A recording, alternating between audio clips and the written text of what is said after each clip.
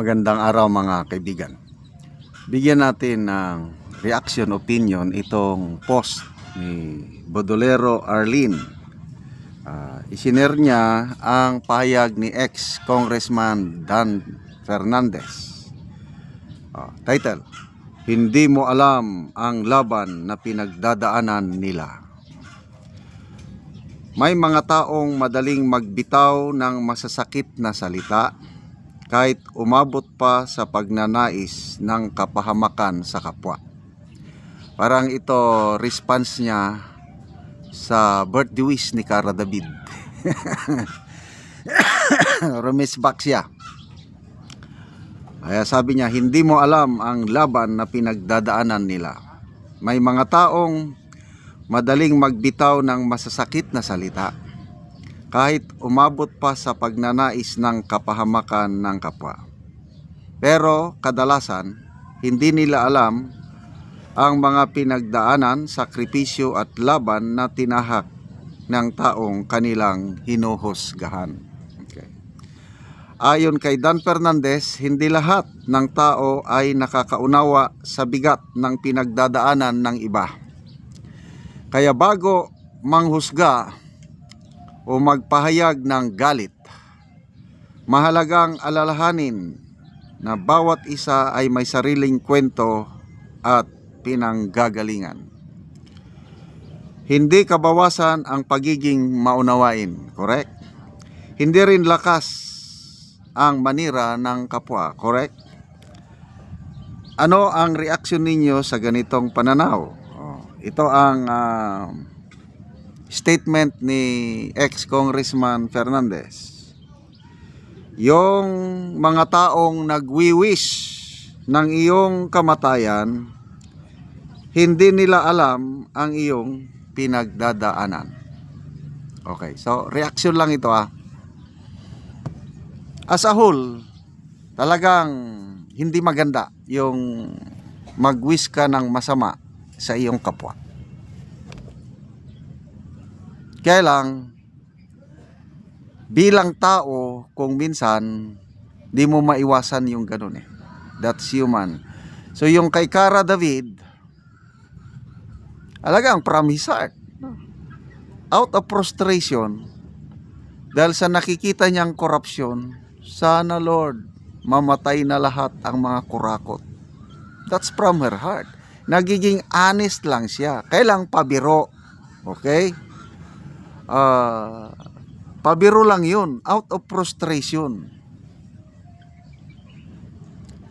Meron ngang isang obispo, nakalimutan ko yung pangalan ng obispo na may edad na rin siya. Narinig ko mismo sa kanyang homily sa misa. Matanda na ako, sabi niya, I'm about to go. Kailang sana mas mauna pang ma-deadball ang mga kurakot. Obispo na yun . Again, that's human side.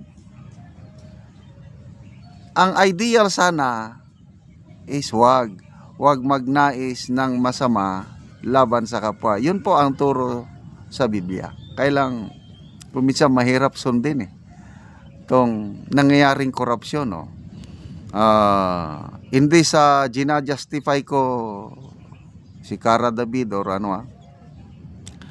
Mga kurakot man ang kanyang ipinagdasal. Yung context sa Bible, yung mga masasamang tao, pinapapatay talaga ng Panginoon sa Old Testament. Yung mga nagkukumit ng mga adultery, talagang stone to death, ganun. Yung mga masasama, kasi walang puwang na mabuhay sa kaharian ng Diyos, sa mga Israelites, ang mga masasama. So, first time na nangyari ito, na mayroong si Cara David, sikat yun . Pinapanood ko yung mga programa niya, follower niya ako. Sandali ay may. Ayun, follower ako ni Cara David. Hindi sa gina-justify ko, kaya lang naiintindihan ko siya. out of frustration. Sino bang hindi na prostrate? Ako, to be honest, I am so frustrated sa nangyayari sa gobyerno ngayon. Lalo na ako, I campaigned hard for Uniteam, for BBM. Tumulong ako sa Kalye Survey sa Mindanao. Na to a point na napapahiya pa na but never mind. Kasi gusto ko na makabalik ang isang Marcos sa Malacanang dahil naniniwala ko sa legacy ng Marcos Jr. Akala ko like father, like son. But I was budoled. Nabudol-budol. Kabaliktaran. Yung galing ng ama, malayo sa kanya. Ang nalampasan lang niya is yung record sa korupsyon.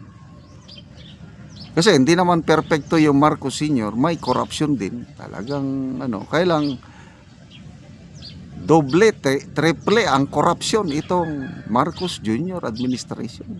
Sabi nga ni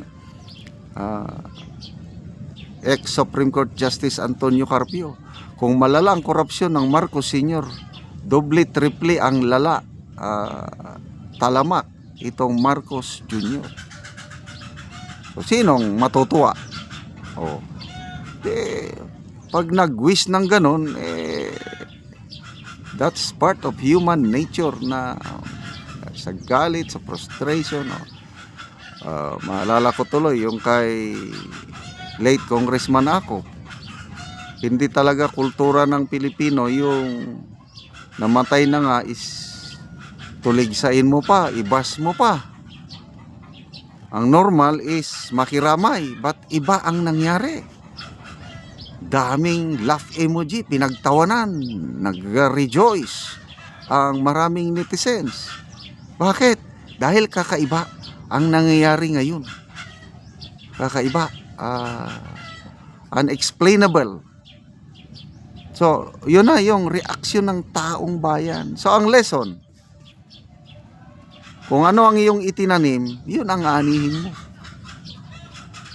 Magtanim ka ng hindi maganda, yun, aani ka ng hindi maganda sa iyong kapwa-tao.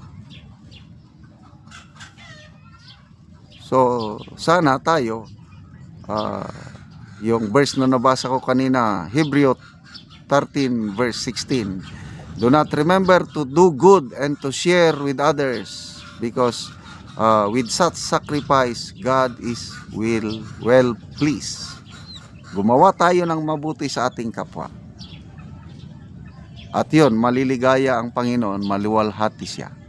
Yan lang po, the real meaning and purpose of life. Salamat mga kaibigan sa inyong pagsubaybay sa ating channel. Nakakatulong kayo ng malaki sa tribong Talandig ng Bukidnon dahil ang income natin sa channel na ito is pantulong sa tribo. Namimigay tayo ng libreng yero at pako para makapagpatayo sila ng mas maayos na tirahan. Panoorin nyo ang video na ito. Una si Uncle ang natagaan og yero. Salamat daw nga tabangan siya og sin. Sandig. So bisandig lang ni Uncle ang yero. So muna ni ang itsura sa iyang balay. O karon mo na ni ang itsura sa balay ni Uncle sa tagaan ng Bugero. So mga buslot-buslot na gyud gipang tapakan lang gani ang uban. Tapak-tapakan ko rin. Makita gid nato nga kuan na gid kaayo ang iyang hero.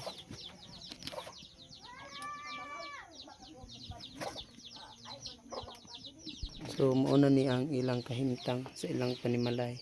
O karon Col, pila na ni katuig ang imong balay sa imong atop ngayon ani ang itsura? 12 na katuig. 12 na katuig. Kay kuan natay mga kurtahan igo naman sa pagkaon. Basta nga daot na ng mga sin. Oo, so lagid ka nakaatop. Awa tama wa ko makaatop. So unsa ra day imong trabaho Col? Mais Mais lang. So gabasok lang gyapon. gabasok. So naa kay estudyante Col wala? Na Pila ka buok imong estudyante? duha. Duha. So unsa na yung mga grade? Grade 5 o grade 6. Grade 6 o grade 5.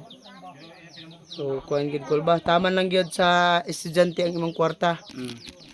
Dari sa mga pagkaon. Galisod gani mo sa inyong pagkaon kol. Salamat Ginoo nga sa pagtabang sa sin. Oo nga kuan. So naa pa kay asawa karon kol. Naglakaw man siya, nag-approve ng bus, hindi na to siya mag. Oo, so nakalakaw siya. So ikaw lang karon ang nabilin sa balay. Oo, Oo. siguro. So nagpasalamat si Angkol sa Ginoo sa nagtabang sa sin nga makaatop na gid siya. Salamat kay Kol. Salamat.